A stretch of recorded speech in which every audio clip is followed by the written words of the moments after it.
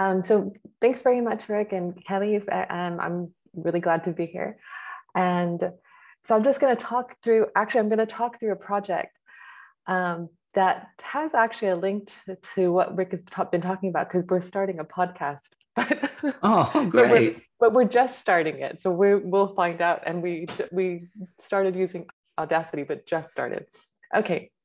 So looking at nation building from the ground up, this is in a way kind of the flip side of, I think, what you're doing, because we're getting the students to do all the work. Okay, so let me just, all right. So our topic is 1819. And I'm not a historian of Singapore, I'm actually a historian of Europe. But because I'm in Singapore, we chose a topic that's close to home. And this is something that secondary students study, because we are working with secondary schools and secondary school teachers and their students. So when we started this project, it was 2017. And the government was just getting ready for the bicentennial commemoration of the British landing in Singapore. So the British arrived in Singapore in January of 1819. Sir Stamford Raffles negotiated a treaty for basically the occupation of the island. And it was not with the purpose of setting up a colony, but more a sort of trading outpost on the route between India and China. Okay, so, but that said, a lot of the narratives of modern Singapore start with the British landing in 1819. So one of the questions that we wanted to ask is, why 1819? Which is not to say that 1819 wasn't significant, it clearly was, right? But are we saying that Singapore was founded in 1819? Because a lot of narratives of the modern state start with that, right?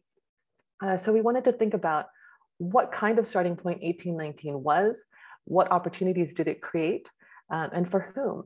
And so what our students found out, or what they researched, was that a lot of the infrastructure, the building up of services, the care for the sick or the derelict, these were things that happened on the ground, and the British really weren't that interested in it, because they were not there for kind of for colonizing the area, right? This was a transit point. So it gave a kind of sense of, yes, there's continuity, but when we look at the continuity, it's not just about kind of British rule, but about these migrants who came and created what became then modern Singapore. Okay. So that's the sort of starting point for thinking about the topic, why we chose this topic. But why we decided to do this project was, I think, that we wanted to do something a little different than what we've been doing so far. And so I and two other colleagues who are both historians, we really wanted to do this kind of history book from below. We wanted to encourage amateur history. So we started with this idea that the students were capable of doing this work. And we wanted to approach it that we wanted to approach them as collaborators, right, and equals. So we were not there to show them how to do it. We were not there to correct them. We were kind of guides, so we were definitely facilitators. And this came from this kind of notion that, so I have here Rancière is the ignorant schoolmaster. So Rancière was an officer in the French Revolution, but he later on became a teacher, and he spoke a lot about his approach to teaching. And he said, I don't have to teach my specialization. I can teach anything, because he felt that learning was a journey and it was an active kind of communication. And one of the quotes that I like very much from this book, The Ignorant Schoolmaster, is, education is like liberty. It isn't given, it's taken, right? So very fitting for someone was part of the French Revolution. But I think the idea is, we're not educating our students, right? They have to want to educate themselves. And we are there as kind of facilitators, but we're not there to be the experts. We're definitely shouldn't be there to tell them they've done it wrong, right? Because then it's just sort of it's undermining their own capacity to do things. They feel like they have to look to us always for expertise and for confirmation.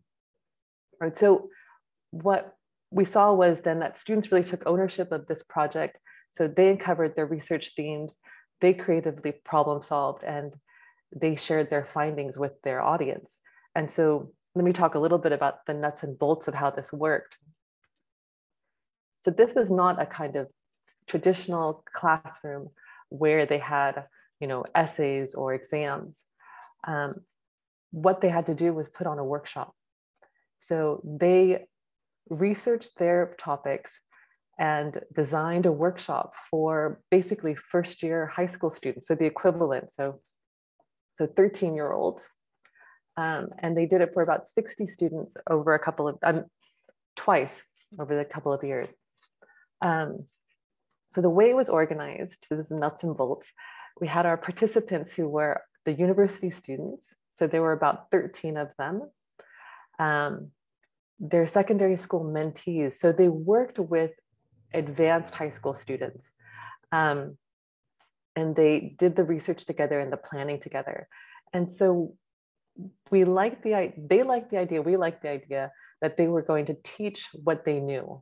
So how to do research and how to, synthesize information, how to analyze it, and then how to present it.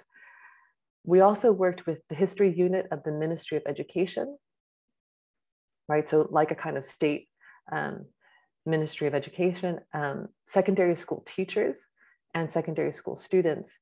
So as I said, we worked with specific schools and then we delivered to their students. And so, it's a little bit funny, but we did this over their school break, right? Because the school year is very rigorous in Singapore, and there's not a lot of time to bring in people to do, an extra workshop. So we did it during their school break, and we got there in the morning, sometime Tuesday or Wednesday, and these, dozens of kids coming in, bleary-eyed, sort of, and we'd ask them, so one of the first things we asked them to do was sign in, and then just to tell us, why they were here. And I would say most of them had no idea why they were there, because their parents were like, great, it's school holidays, this is something free, we're signing you up and you're going. So they were like, my mom told me I had to come to school today, right? So they come in totally bleary-eyed, and by the end, right, they were really enthusiastic. And I think it had to do with, it's not the regular school curriculum. And they're being taught by people who are clearly older than they are, but still recognizable, right? So they're not my age or older, or even younger than me, but someone who's still a young adult.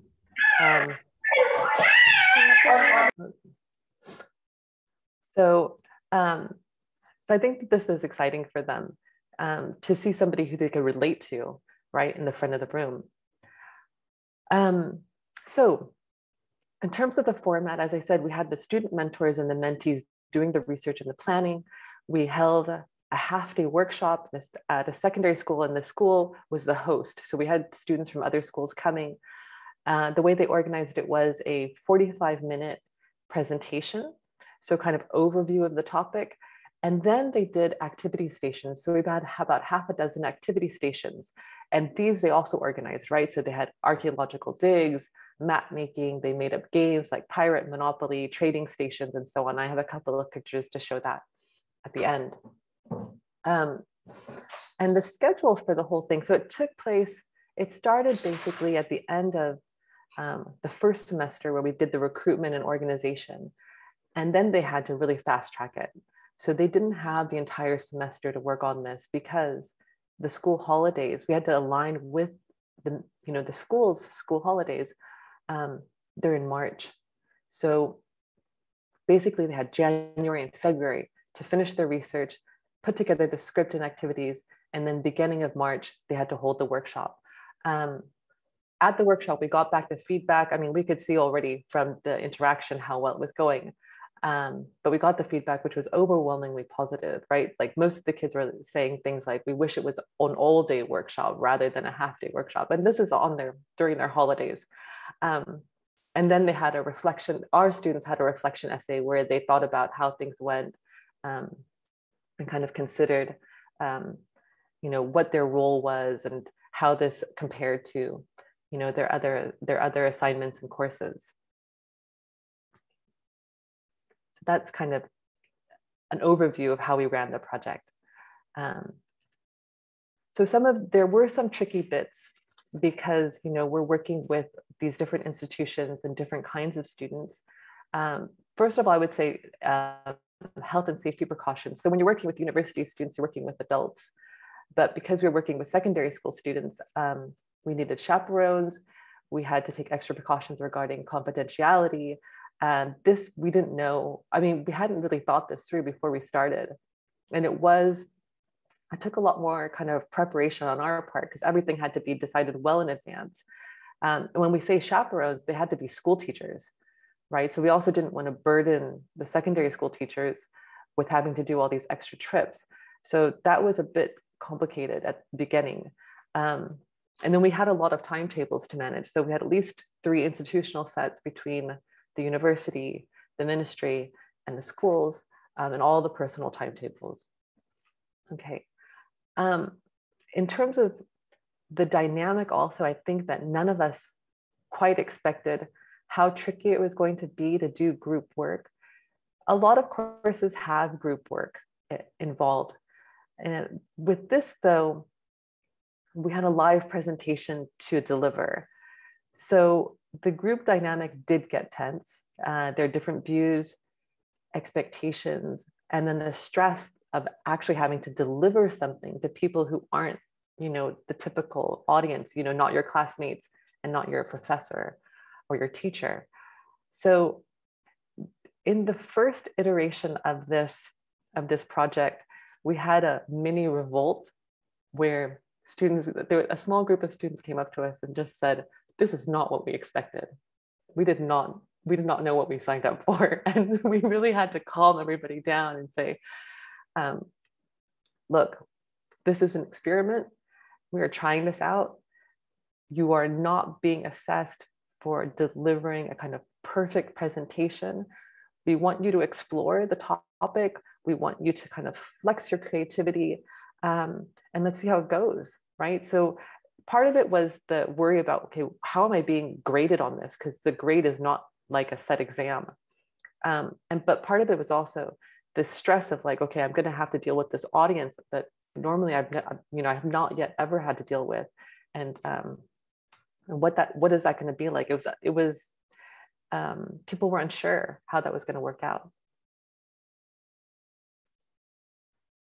All right, so these are just some quotes from the reflection essays because I think they're worth sharing because it does show to me how the students could, by the end, they really embraced how the whole project. So the first one is discussing the planning part. So after several meetings, we finally concluded that we were to give the students enough background information to pique their interest while allowing them to recognize the multi-layered issues that occurred within Singapore's society then. And here, all the students are doing their own research on their own topics. They had when they first put together the draft for the presentation, I think that first draft was around 40 pages of text. Because what they did was just collated everybody's research and they put it together because they felt like, okay, everybody had done all this work and they had this great material, and how could they edit that, right? But they needed to do a 45-minute presentation, which wasn't just a quick run through of all the research that they'd done, because that would have been absolutely overwhelming. So when they started to rehearse, they very quickly realized this wasn't going to work. There was no way they could get through that material. So they had to basically, cut like 90% of that, right? So they ended up with about 6-7 pages of material, and they had to figure out how to do that. So this is, this was a whole process that was very stressful for them, but they did a great job. Another quote, it was a great chance to translate what we had researched into something tangible. And I think that this reflects a kind of across the board, the feelings that a lot of the students had, that they'd never had an audience appreciate their work. I think that they'd never actually had the feeling that their work was relevant. So this was a pretty phenomenal feeling once they were done, that, hey, I just talked to 60 people not related to the university who were enthusiastic about this. And then I had to take responsibility for my work and provide justifications if necessary for the decisions I made. And here I point this one out because the justifications were not for us as instructors, right? The justifications were really about negotiating with their peers. And I think that this was one of the amazing things that we saw, is that the response to peer feedback, so within the group of the secondary school students and the university students who were working on this project, the response to feedback was really immediate and quite different from a response to us, right? There was a lot of negotiation that took place. And it was really, I know, gratifying to see them taking this responsibility and being very deliberate about how to make decisions and how to compromise on how they organize this thing.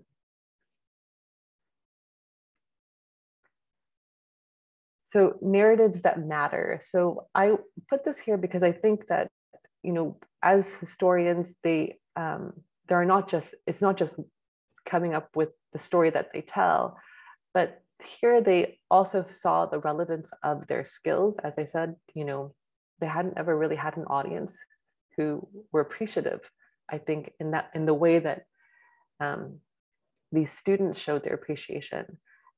They could say that they did this project start to finish, right? So they identified the sources, they set their approaches, and they determined their themes.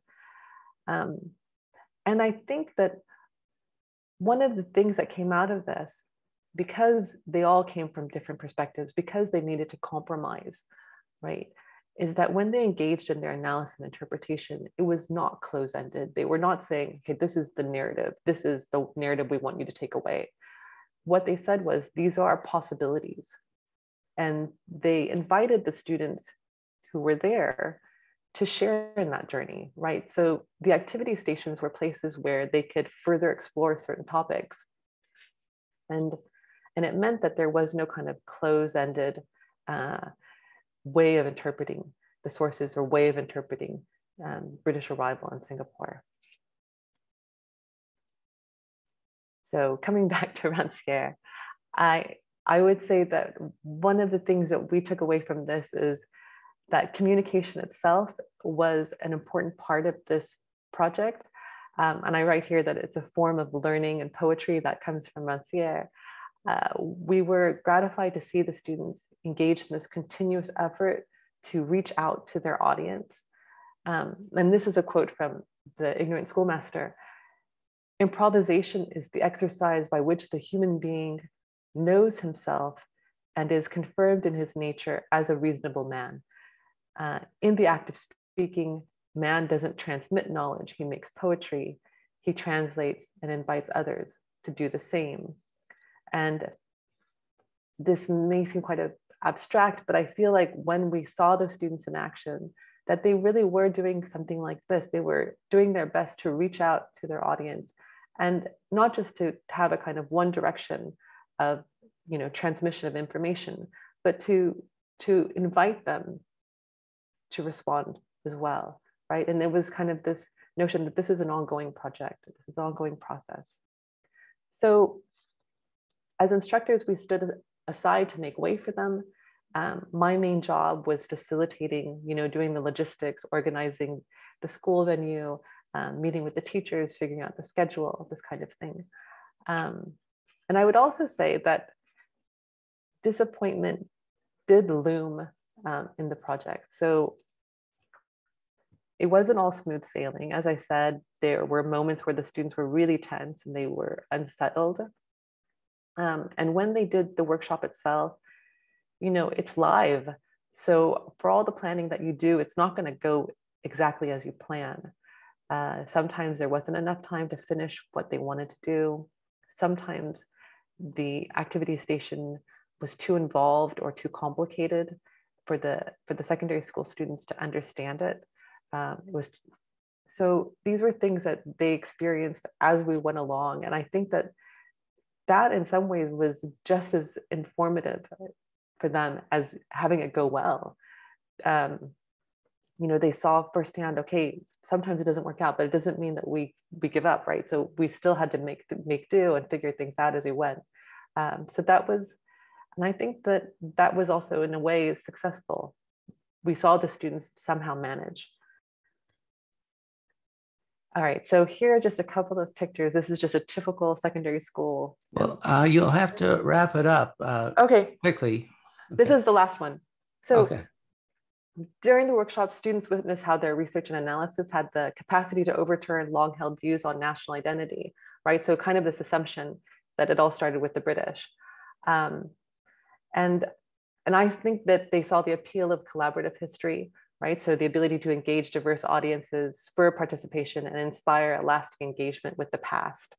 And this whole process, I think, helped us see how we could put together a narrative of the past that matters. So the slide, I mean, the photos here are, one is a trading outpost. So getting students to think about how trade was done and also how money lending was done. And then the other one is a game, there were game stations. Okay, so that's all. I'm finished now. Thanks very much.